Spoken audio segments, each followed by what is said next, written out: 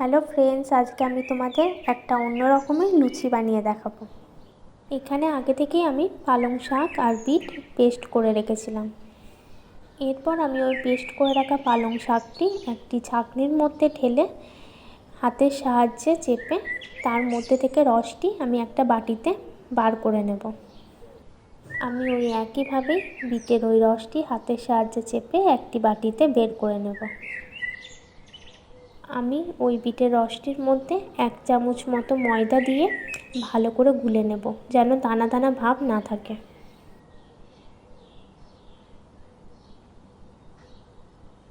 আমি ওই একইভাবেই পালং শাকের রসের মধ্যেও 1 চামচ মতো ময়দা দিয়ে ভালো করে গুলে নেব।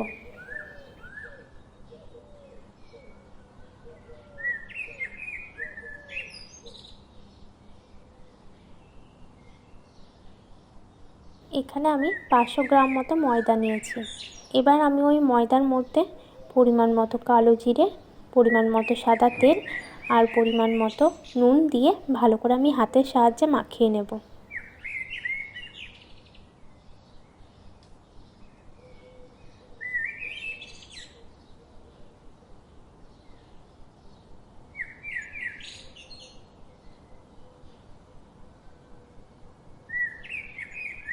এবার আমি অল্প অল্প পরিমাণে জল দিয়ে ময়দাটি ভালো করে মাখিয়ে নেব।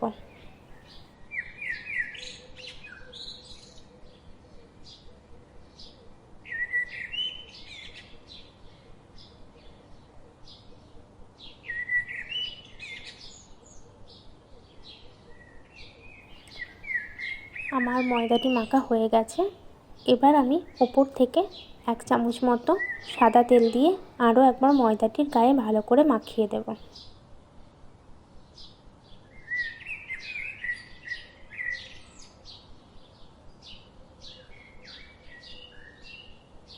আমার মাখানো হয়ে গেছে। এবার আমি কিছুক্ষণের জন্য ঢাকা দিয়ে রেখে দেব। এবার আমি ঢাকাটি খুলে আরও একবার হাতের সাহায্যে একটু মাখিয়ে নেব। এবার আমি ময়দাটি থেকে ছোট ছোট করে লুচির আকারে লেচি কেটে নেব।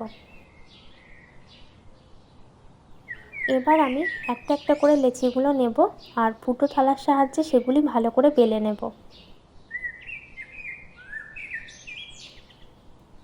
আমার লুচিটি বেলা হয়ে গেলে আমি ফুটো থালা সোজা দিকটা উল্টে দেব, দিয়ে যেই পালং শাকের মাখাটা আমি তৈরি করে রেখেছিলাম ওটা আমি ভালো করে যতটা আমার লুচিটার আকারটা হয়েছে ঠিক ততটা জায়গায় আমি পালং শাকের ওই মাখাটা ভালো করে লাগিয়ে দেব। আমার পুরোটা ভালো করে লাগানো হয়ে গেছে। এবার আমি ফুটো থালার উল্টো দিকটা উল্টে লুচিটি খুব আলতো করে তুলে একটি জায়গায় রেখে দেব। এবার আমি আরও একটা লেচি নিয়ে ভালো করে বেলে নেব।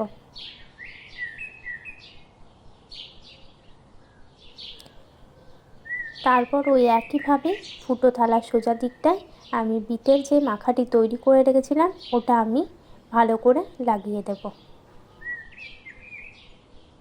এবার আমি ফুটো থালার উল্টো দিকটায় লুচিটি খুব আলতোভাবে তুলে নেব। দেখুন বন্ধুরা, কত সুন্দর লুচিটি একটা নতুন ডিজাইনের হয়ে গেছে। এবার আমি ওই লুচিটি তুলে একটি জায়গায় রেখে দেব। এখানে আমি সবগুলো লুচি ওই একইভাবে পালং শাকের মাখা দিয়ে ভালো করে তৈরি করে নিয়েছি।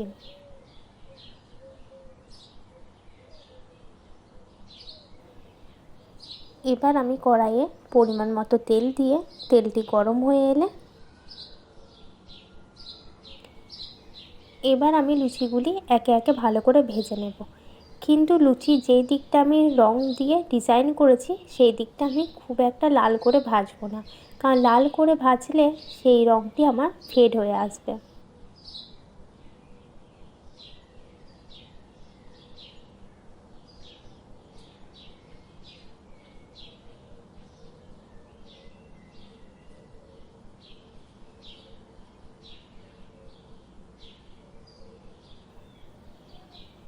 আমার সব লুচিগুলি এখানে ভাজা হয়ে গেছে।